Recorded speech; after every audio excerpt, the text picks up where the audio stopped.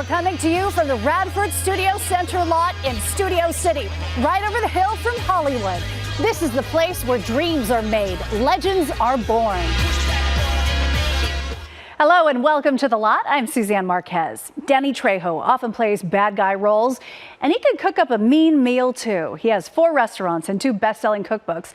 The latest is named after his Hollywood haunt, Trejo's Cantina.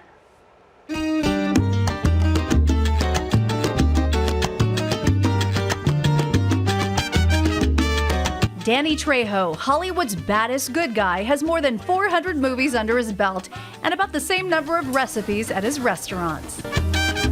We met at his Hollywood haunt, Trejo's Cantina, to toast his new best-selling cookbook named after the restaurant. Cheers to your health and happiness and joy. Thank you.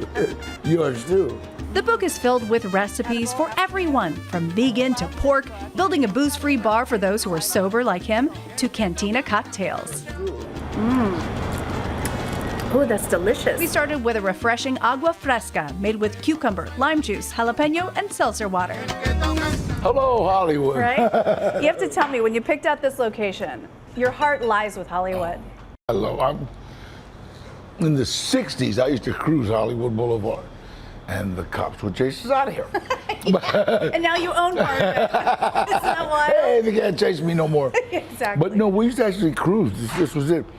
People don't realize it, but Gower Gulch. Yeah. You know that in the 30s and 40s, all the people with horses would come down here, tie them up in Gower Gulch, and wait to be called as an extra for the cowboy movies.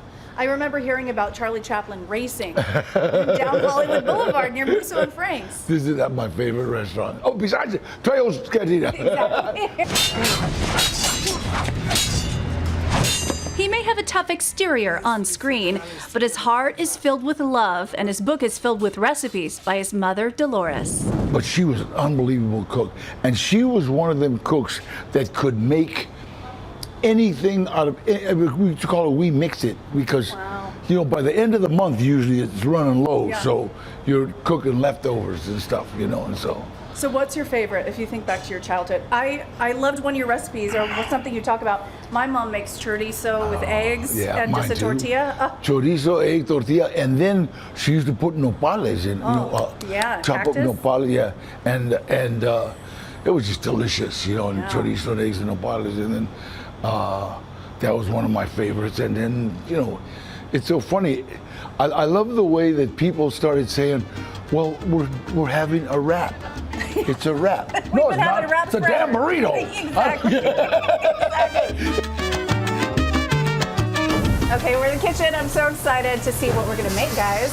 Right now, we're gonna make queso fundido. Right? All right, queso fundido. We have 3 different steps to the queso fundido.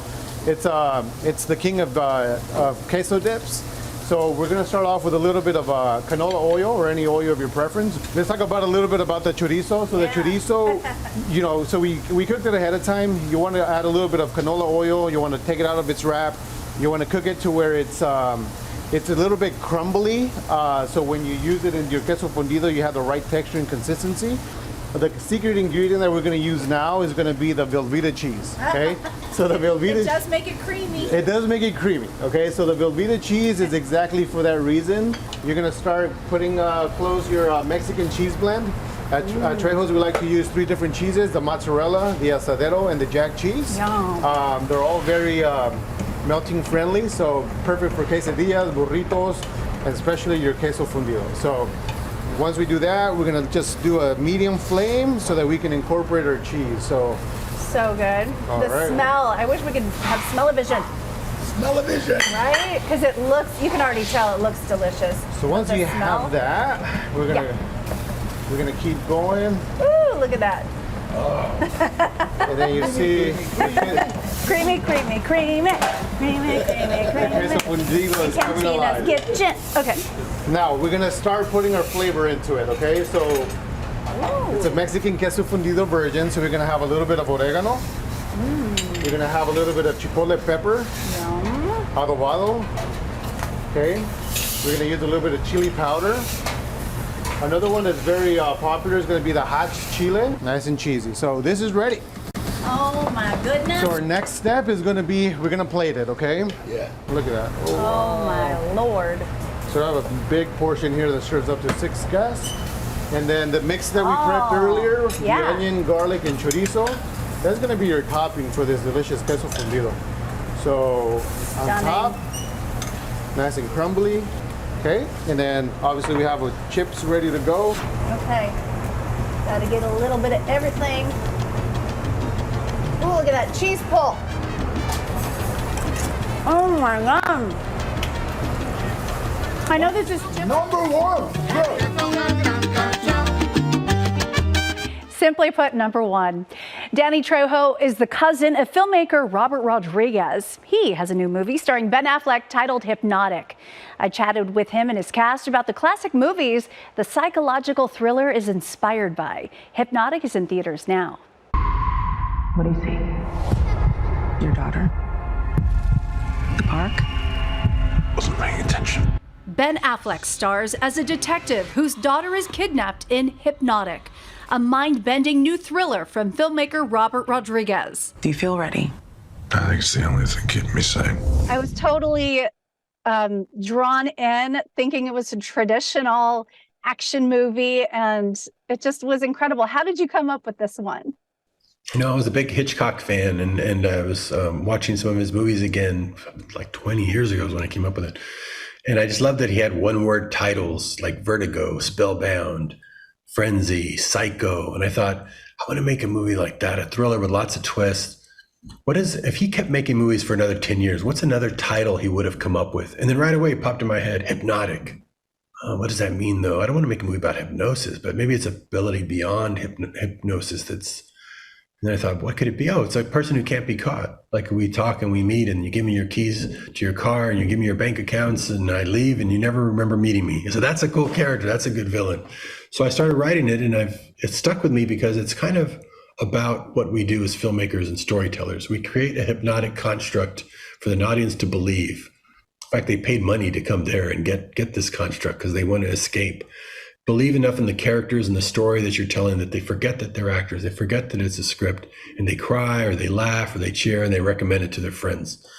You know, so I thought that's a cool aspect to filmmaking that's also in the movie, that you pull back the layers and it's very meta, but an audience watching the movie would be going like, oh, I'm getting fooled along with the characters. And then as you pull it back and you start seeing behind the scenes, that could be a really fun aspect that reminds you of filmmaking without me making a movie about filmmaking, which would be too inside baseball. This is a way to do that, to show the joy of creating a construct for people to buy into and that they allow themselves to be lulled into this world. Are you familiar with the concept of hypnotics? Hypnotics. Hypnotics have the ability to influence the brain, sound, voice, Need a light? locking eyes. Alice Braga plays Diana Cruz, who has the hypnotic gift. What was it like working with Robert Rodriguez? Thank you so much. It was wonderful because Robert is a director that is very, he loves so much filmmaking and he does almost everything in his films. He's the producer, the director, the editor, the cinematographer. So it's kind of like a joy to work with someone who knows so much about filmmaking and also about like what he wants from the film, what he wants from a scene, from that story, that it was a joy. And this was a project that he had written many years ago. He worked on it for many, many years and have been trying like to make and then just let it go and then come back again. So when it finally happened, being invited to join him was a true honor. What's the call? I'm calling to report a bank robbery. Is this crime currently in progress? Today. See that guy on the bench? Do you have a lighter? That guy's up to something. It's very hot today. William Fichtner is the villainous Del Rain, manipulating minds in evil ways. Every time I read the script, which was over and over and over, you just get something new. You get something new. But I will tell you, from the very first time he shows up in the script and in the film, sitting on that bench, and all of a sudden we start to understand what hypnotics really are and what they can do. You know, when you read it, you think to yourself, I'm reading it and I'm like, this is a really cool sequence and I get to be this guy. Hands up! but I'm the wrong man. Where is she? There have been great speeches at award shows, but the most unforgettable way of accepting an award? At the MTV Movie and TV Awards, Tom Cruise accepted his Best Performance in a Movie award while flying a plane, and the popcorn statuette strapped into the back seat. The actor is known for doing his own stunts after all. It's the same P-51 Mustang he flew in Top Gun Maverick, the highest-grossing movie of last year. I love you. I love entertaining you. To know how much you enjoy it, how much you appreciate it, there's just no better feeling. And I hope you enjoy Mission Impossible Dead Reckoning Part 1. It'll be coming out July. It is a wild ride. You have a wonderful summer. Thank you again for letting me entertain you. It's an absolute privilege. We'll see you at the movies. Westerns like Yellowstone are usually led by men, but Paramount Pictures' Oregon Trail is a dark thriller following the fight to survive for women in 1870s Montana. Abigail! A family of settlers takes a journey on the Oregon Trail and is slaughtered, leaving behind one surviving family member, young Abigail Archer, who tries to survive the hard and unforgiving winter in 1870s Montana, trying to retrieve her family's one possession, a horse, from a gang of bloodthirsty bandits. Olivia Grace Applegate plays Cassidy, who encounters Abigail on this wild journey. Okay, so tell me about your character. And she really embodies, I mean, it's an extreme version of it, but what people went through not too long ago, just over 100 years ago. Yeah, right. Well, something that I really liked about this film and thought was really fresh about it is that it's a Western, and it's a Western thriller, which is a fun combination, but the story's protagonists are women. And so it was really cool to get to play a leading role in a Western as a female protagonist, you know? And so, like I said, I mean, no spoilers, but my character, you meet her and she's not all who she appears to be, but she does redeem herself in the end. But I really don't want to say too much about it. But something that I really, really loved was that this was a freshly sort of like feminine take on a Western genre with the leads being women. It was awesome. Where is my family? The movie follows the journey of these women, and we get to see what it was like for them during these times, something we don't get a look at very often. And can we say, even though, you know, we've had the Me Too movement, we've had many years of progress, we can always do better. What is it like having women surrounding you and having that support? I'm sure it's so different than what we're used to. You know, most movies, you know, I look at Rotten Tomatoes and I always think 99% of critics are men, because most of the movies I like, you know, I cover a lot of movies.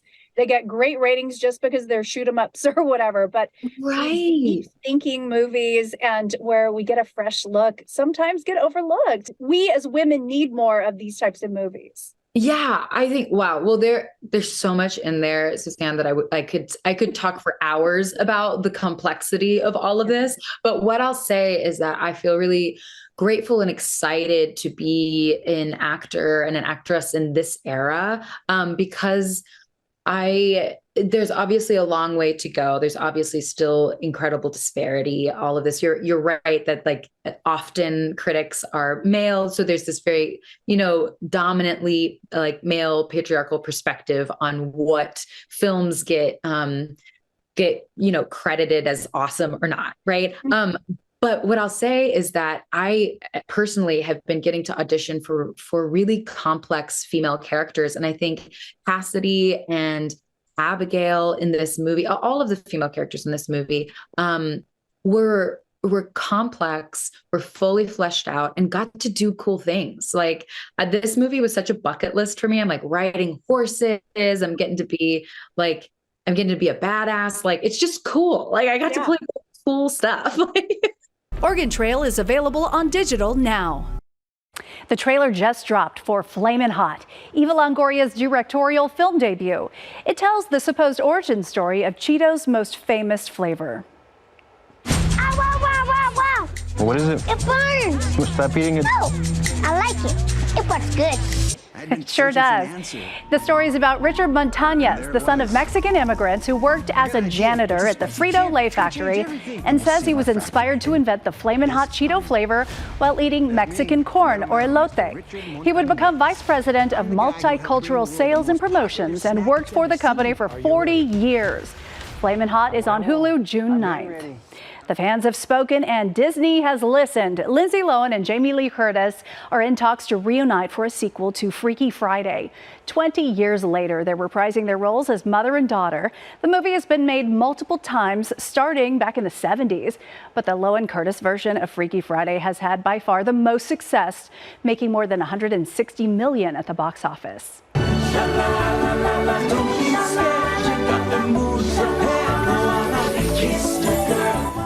Reviews are in for the new live-action Little Mermaid, and critics are applauding the visual effects above the water, like this scene in the classic song Kiss the Girl. But some say the CGI looks a little rough under the sea. Halle Bailey is being praised for her charming performance and gorgeous voice. Melissa McCarthy, who plays Ursula, and Daveed Diggs, who plays Sebastian, are said to be scene stealers too. Beetlejuice 2 is finally and officially heading to the big screen. Filmmaker Tim Burton will return with original cast members of the 1988 movie. Michael Keaton will be back as Beetlejuice. Winona Ryder is Lydia Dietz, and Wednesday star Jenna Ortega will play her daughter. Justin Theroux is also joining the cast in a role that hasn't been revealed. Production just started in London. And speaking of Jenna Ortega, the actress also stars in Scream 6, now streaming on Paramount+. And you can buy the 2-movie collection of the past 2 films on digital now with so much bonus content. And here's why New York was the perfect spot for the latest installment. The Scream movies are, I'm alone in a house and the phone rings and maybe I'm not alone in the house and where is the killer? And the idea of flipping that on its head to, I'm on a subway train with 100 people and I can't get off and any of them might want to kill me is, I think, equally scary, but a very different gear. New York, sometimes when you're new to a city like that, you feel alone, even though you're surrounded by millions of people. There are monsters all around you. And I think the Halloween theme that we added to this movie was also inherent of that and super fun. We were able to play with these iconic villains and monsters and have them surround our heroes in just everyday mundane circumstances. New York is a perfect place to have this movie set. Ghostface can hide amongst so many people, and yet he can see you. He's always there to see you, but you don't necessarily know where he is. And especially set around this time of, the Halloween time of year where people are in costumes. It's just genius. I think it's added so much horror to it just by the location. So you're just gonna pretend it never happened? What are you doing here, Sam? In New York? You just follow me here and you won't let me out of your sight. This isn't like any other Ghostface. Do you have anyone that might want to target you? Not anyone who's still alive. Come on, mother! Scream rated R. And when we come back, how the writer's strike is affecting the new season of a hugely popular streaming show.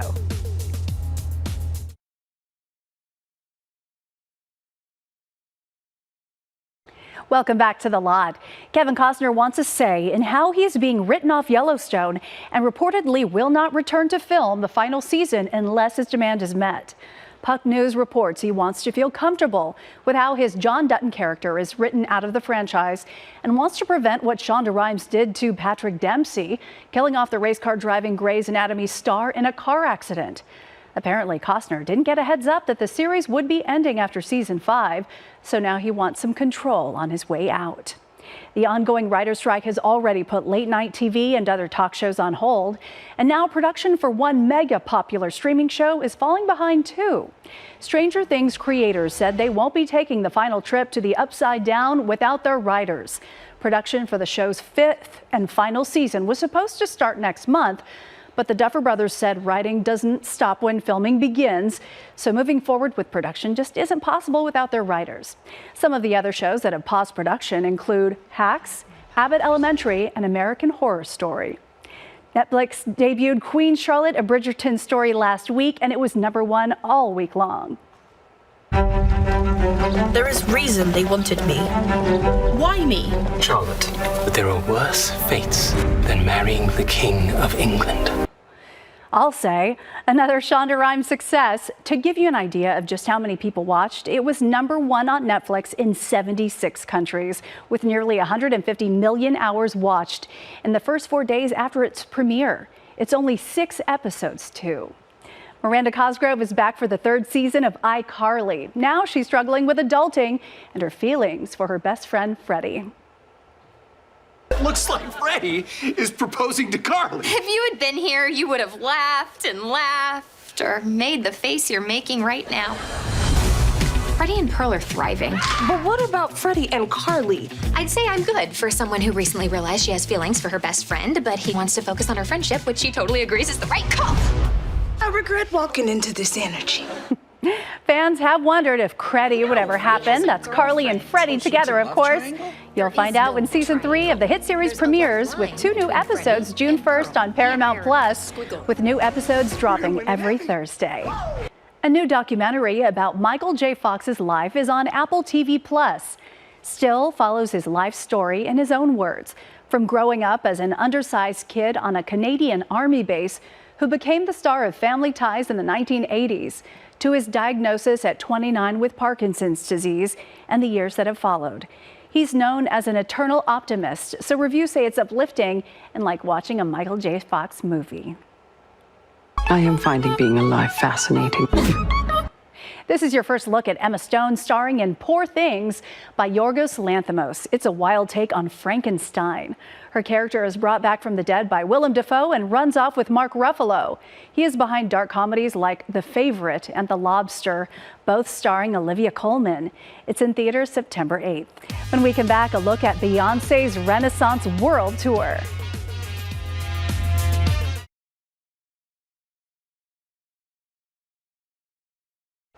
Welcome back to The Lot. Queen Bee is back and looking oh so fab. You won't break my soul. You won't break my soul. You won't break my soul. The Renaissance Tour has officially kicked off in Sweden and the set list revealed. Beyonce is performing a jaw-dropping 37 songs, including all 16 songs from the Renaissance album. She has lots of surprises like robotic dancing arms and plenty of aerial tricks, even an ode to Britney Spears. Beyonce dances to a mashup of Spears' song Toxic. Love that one. The Renaissance World Tour ends in New Orleans this September. Well, the Muppets have been entertaining us since the 70s with characters like Kermit, of course, Miss Piggy, even Beaker. Now they're back with a new show on Disney Plus following the adventures of Animal and his band, Dr. Teeth and the Electric Mayhem. The Mayhem? They taught Motley Crue how to shred and party. They tattooed their name on me when I was passed out. What? The Muppets Mayhem chronicles the adventures of Dr. Teeth and the Electric Mayhem, finally recording their debut album. Well, we got a little sidetracked by the 80s. For sure. You see these characters growing up, and now to be a part of it is just mind-blowing. I never thought to myself, like, oh yeah, one day I'm gonna like be doing a scene with Animal. Daba, yeah. Very good, Animal. The human cast members share a favorite Muppet band member. Lips. I felt really cool, I'm not gonna lie, being like the character, the human character in the show that understands him. I feel like I talk to Lips the most when we're not filming. Yeah. So like Lips calls me what my grandma calls me. Like it's so cute. We wanted them to feel real, that they're in our world, if you want to believe in that, and ground their stories, give them real stories, create more dimension to their characters so that they can feel like they exist with us. Time to hunker down and write some symphonious songs to sing for our selection of snaztastic suitors. And welcoming the Mayhem. That's a wrap for this episode. Thanks for watching. I'm Suzanne Marquez. I'll see you again next week on The Lot.